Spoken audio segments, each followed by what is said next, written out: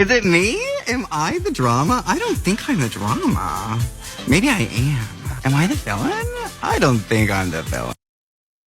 Nicola Coughlan, or Coughlan, I should say, who is one of the lead characters in the hit show Bridgerton, has actually created a bit of a stir because she's part of a mixed weight couple in the show. I don't watch Bridgerton, so I was unaware of this, but there's been headlines about it, think pieces written about it, and it's getting a lot of attention and backlash. One of them is actually a piece written in Forbes. Bridgerton, are we still not ready for a mixed weight romance on screen?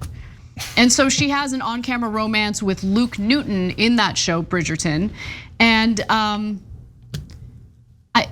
why is this a thing? Like, I don't know why this is a thing. And by the way, for the longest time, mixed weight couples have been in media, right? As fictional characters, and it's usually the male who's a little more curvy than the female.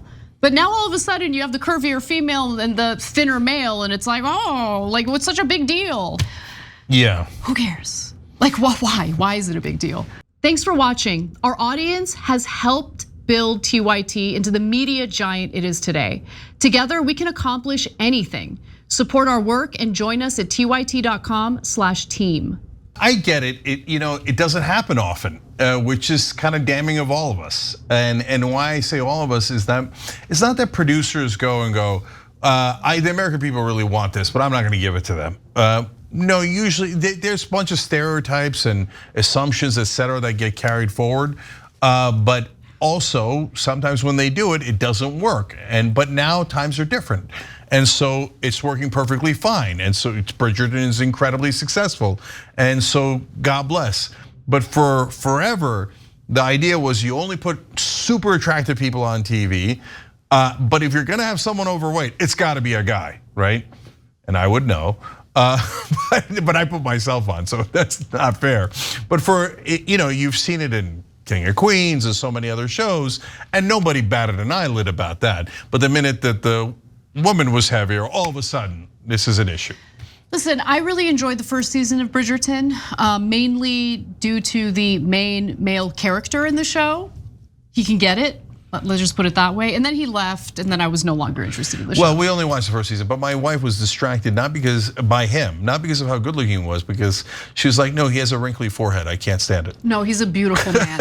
A man should have some wrinkles, okay? I'm into the male wrinkle market for sure. Yeah, but it was on his forehead, and I was like, it's not that big a deal, he's gorgeous. Where else are you gonna expect the wrinkles But it was to the first time that a wrinkly forehead and a non-wrinkly forehead had a relationship on a major series. Oh my God, are mixed wrinkle couples a thing now? We gotta talk about it, okay? I almost wanna do a poll about it. So look, to be fair to Forbes, the piece that I had just referenced was not like fat shaming her or anything like that.